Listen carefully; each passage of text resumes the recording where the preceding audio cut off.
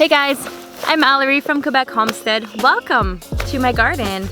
It's finally feeling a little bit like spring and I'm seeing some things wake up, which there is one herb in particular that nobody really talks about and it is so underrated, and that is hyssop.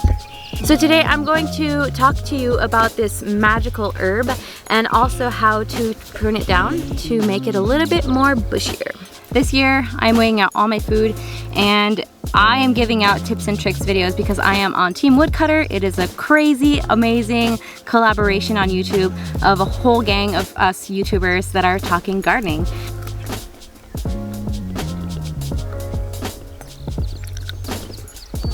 It's really good. So when I say it's underrated and under talked about, I am not joking. Like, this herb, used correctly, can heal a lot of things. It's got a lot of medicinal properties. The name hyssop of this herb comes from the Hebrew word hyssop, which is sacred herb. There's just one thing about this plant though, is that you got to be careful when you're consuming any natural remedy, is there are always some information that is left out when you're looking at these videos. So do your research, because there's one thing in particular about hyssop that was used in the medieval times, and that was for abortion, natural abortion, because it is supposed to create some sort of contraction in your uterus to push the fetus out. So I don't know about the dosage, but just be careful when you're eating any type of natural remedy when you're pregnant, and do your research before eating it. What is really also cool about these leaves is that they're edible, and they are a bitter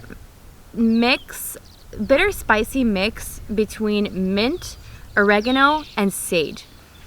So this has been used since the medieval times, and it creates these most beautiful flowers. The bees love them. The honey from the bees of the hyssop is very mild. Since this is a perennial and it grows back, it is very hardy. So a lot of people actually use them in dishes, and they use them once the basil dies down. For people that are in the wintertime that still have a warmer climate, these come back in my climate, but in warmer climates you can replace basil in tomato salads and a whole bunch of nice dishes. For game, it is a very good complement to wild game.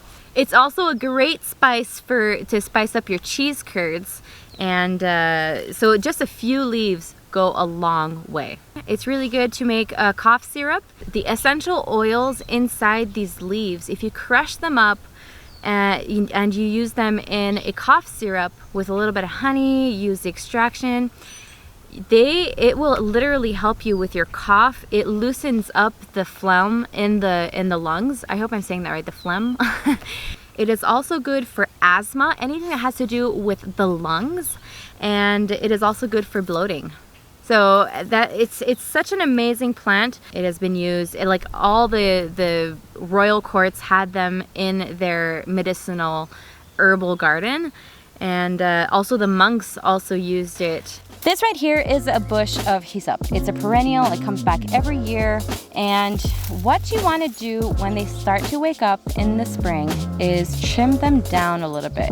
So what I want this plant to do is for it to go bushier and just to get rid of all these dead branches as well. So I'm going to trim this down. You can see this. You see where there's some green in here? I'm going to chop it down all the way till I see some green. And that way it is going to grow out in a more bushier form, and it will produce more branches to branch out. So this is what I'm going to do for my hyssop. There are some perennials actually that you have to cut completely down.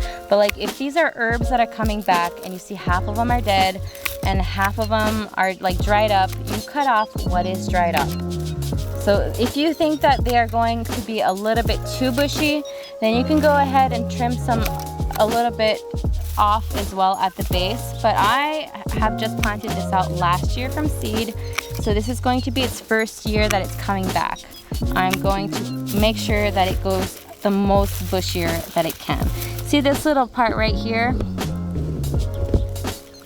See this here? This is a pretty big branch, and it's coming out from this side here that's green, and it's gonna bush out here on the bottom of it. So I'm just gonna go ahead and cut it in an angle like that, and it should branch out here as well. So that's just a little tip that I've learned that I figured I would share in Shed Wars.